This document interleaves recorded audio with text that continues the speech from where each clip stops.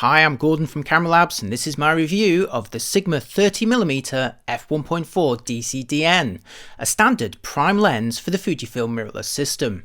Yes, after several years of collective prayers, Sigma has finally released its triplet of f1.4 prime lenses designed for APS-C mirrorless cameras, now in the X-mount. And here they are from left to right, the 16 1.4, 30 1.4 and 56 1.4. And in case you were wondering, the 18 to 52.8 zoom, first released last year, is coming to the X-mount soon. Mounted on a body with an APS-C sensor, the 16mm delivers 24mm equivalent coverage, a useful wide angle for landscapes, architecture, group shots or filming pieces to camera. The 30mm delivers 45mm equivalent coverage for an almost standard field of view. That's an ideal general purpose option. Meanwhile, the 56 delivers 84mm equivalent coverage, a classic short telephoto that's ideal for portraits or details. And all three have bright f1.4 apertures, allowing you to maximise the shutter, minimise your ISO, or of course enjoy those shallow depth of field effects. Now, I've already reviewed all three lenses in their previous versions, either for Micro Four Thirds, Sony E, Leica L, or Canon EFM mounts, but I wanted to revisit them in their latest X-mount guises to see how they perform on Fujifilm bodies, and crucially how they compare to existing Fujifilm lenses. After all, while the three Sigmas literally doubled the number of native primes for the woefully neglected Canon EOS M system, they enter a far more competitive market for Fujifilm owners, who already have 2 or more primes available at these or similar focal lengths. Fujifilm alone offers 4 primes around this focal length: the budget XC 35mm f2, which costs $199 or £169, the XF 35mm f2, which costs around $399 or pounds, the original XF 35mm 1.4, which costs $599 or £529, and the most recent XF 33mm f1.4, which costs $799 or £699.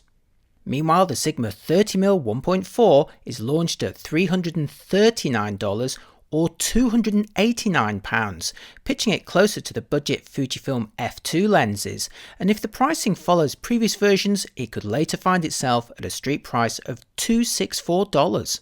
For this review, I've decided to compare it side by side against the latest XF 33mm f1.4. Now, this may be the most expensive of the Fujifilm quartet I've just mentioned, but it is the closest in focal length and aperture, and it's not over the top in price. Plus, it gives me a good excuse to give this new lens a decent workout for an upcoming review of it. Sigma launched the X-mount version of the 30mm 1.4 in February 2022, but it's actually based on an original model first released 6 years earlier in February 2016. Now, the mount is new and the electronics are adapted to work with Fujifilm's autofocus and in-camera corrections, but the optics, the build and the overall image quality remain much the same as before. So even though the X-mount version may have been launched in 2022, it employs a lens design from 2016, and that makes it the oldest of the 3 Sigma DCDN primes. In contrast, the Fujifilm XF 33mm 1.4 was launched in September 2021, making it 5.5 years newer. This, coupled with a higher price, is undoubtedly going to make it a better performer. But by how much? Let's find out, and if any of you would like to see comparisons against the XF 35mm f2 versions, do let me know in the comments. At 65 by 74mm and weighing 275 grams, the Sigma 30mm 1.4 is almost identical in size to the Fujifilm XF 33 1.4 seen here on the right, although it is a little lighter. Sigma's managed to get away with a smaller 52mm filter thread compared to 58mm on the Fujifilm, but the XF 33 scores with full weather sealing versus sealing only at the mount end of the Sigma. In terms of controls, the Sigma has only one: a generously wide and smooth motor-assisted manual focusing ring with aperture control left to the body. Sigma supplies a fairly short but effective cylindrical lens hood. In comparison, the Fujifilm XF 33 sports a manual aperture ring beloved by many Fujifilm owners and is supplied with a slightly longer cylindrical hood. Okay, now for my tests, starting with autofocus when mounted on an X-T4 body. Here's the Sigma 30 1.4 at f1.4 and using single autofocus with a central area where the lens pulls focus reasonably quickly between the near and far bottles with a little wobble to confirm. Next for the Fujifilm X-F33 1.4, again at f1.4, where the single AF speed is noticeably faster. There's still a wobble to confirm at each end of some focus pulls here, but the process is so fast you barely notice. How about video autofocus? Here's the Sigma 31.4 with the X-T4 set to continuous movie autofocus, again with a central area. This time the focus pulls look less confident with some hesitation and overshooting at times, and occasional periods where it appears to have given up altogether. Now this could be a pre-production firmware issue though. In comparison, here's the X-F33 1.4 at f1.4, which is more consistent, but still hesitates from time to time as it finds the final focus. Now I've seen this before on my tests with previous Fujifilm bodies, and it's a limitation of their video AF system to date. So some of that hesitation on the Sigma lens that you saw was down to the body, but overall the XF lens was better. How about face tracking in video? Here's the Sigma 31.4 on the X-T4 with face and eye detection enabled, but failing to find me for some time. But once it's locked on, the camera and lens can generally keep me in focus. Again, I think this may be partly down to early firmware, but be warned nonetheless. In fact, here's the latest Fujifilm X-F33 1.4 also struggling to lock onto me for quite a while, indicating that some of the issue is down to the AF system in the camera itself. Sure, once it does find me, it generally stays with me, but the bottom line is Fujifilm just isn't as good at video autofocus as Canon and Sony. Okay, next for sharpness across the frame with my distant landscape view of Brighton Pier, focused in the middle and angled so that fine details run into the corners of the frame. I'll start with a Sigma 31.4 at f1.4, and taking a close look in the middle of the frame shows a reasonable amount of detail. There's a slight softness overall, but viewed in isolation it's not too bad. But put the Sigma on the left and the newer Fujifilm X-F33 1.4 on the right, both at f1.4, and the difference is night and day. Even taking the slightly longer focal length into consideration, the newer Fujifilm lens is bitingly sharp in the middle with the aperture wide open, already starting to justify the price difference. As you close the aperture down though, the Sigma steadily improves, and by f4 to 5.6 it's also delivering a sharp image with high contrast, so if you don't need the absolute shallowest depth of field, do try and stop down this lens for the best results. Now back to the Sigma 31.4 at f1.4, and time to move into the corner where the image is a little soft once more. Adding the X-F33 on the right, again at f1.4, shows just how much better this lens is, delivering crisp results right into the corners, even wide open.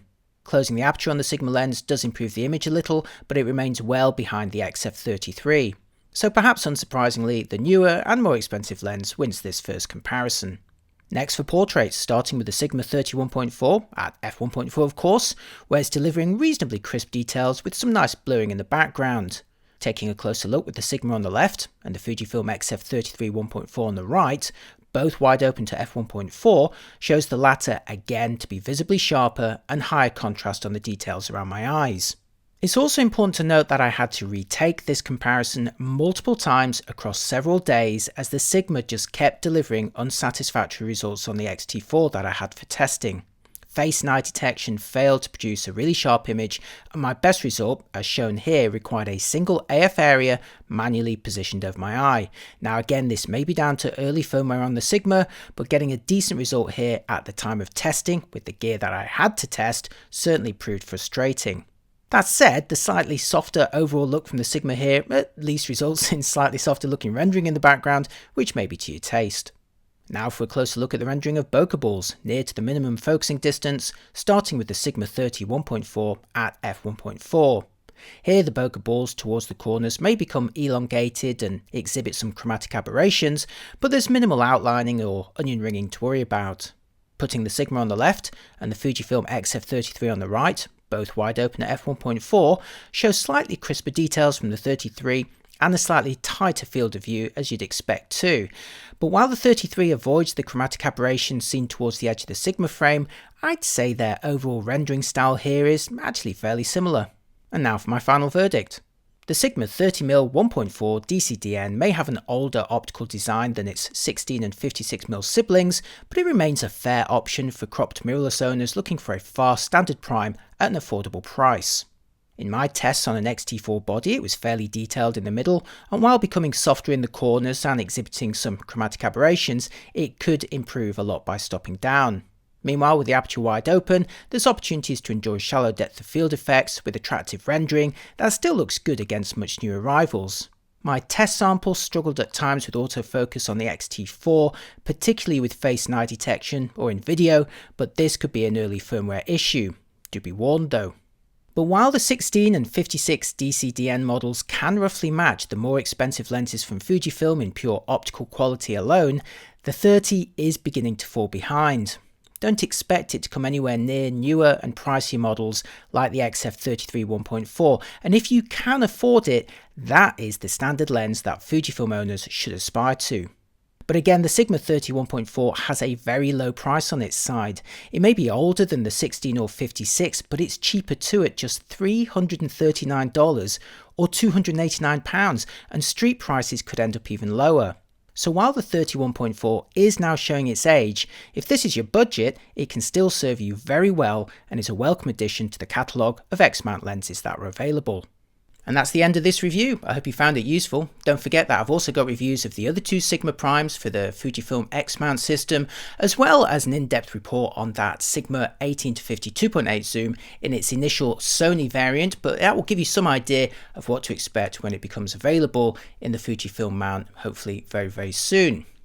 If you find what I do useful, I'd love it if you consider subscribing to my channel, and if I've saved you some money or really helped you decide which lens to buy next, you could always treat me by buying me a cup of coffee, or treat yourself to a copy of my in-camera photography book, which you can see behind me here, or maybe even a Camera Labs t-shirt or mug, and there's links to everything, including the latest prices, in the links below. So let me know which is your favourite of the three Sigma primes, whether it's going to really change which lens you buy for your Fujifilm system going forward, and whether they've made the right choices.